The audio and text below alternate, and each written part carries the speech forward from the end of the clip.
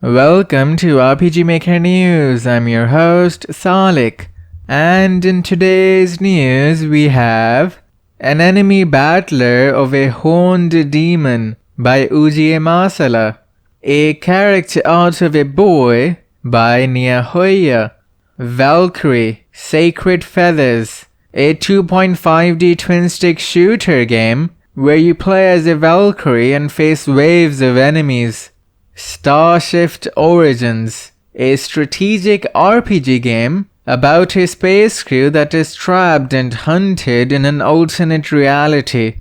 An MVNMZ plugin by Knight of the Celestial that allows us to set how much of a map the player can see around their character.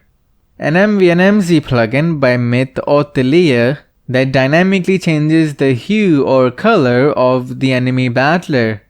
An MZ plugin by Sinrek that automatically plays text sounds depending on the face image.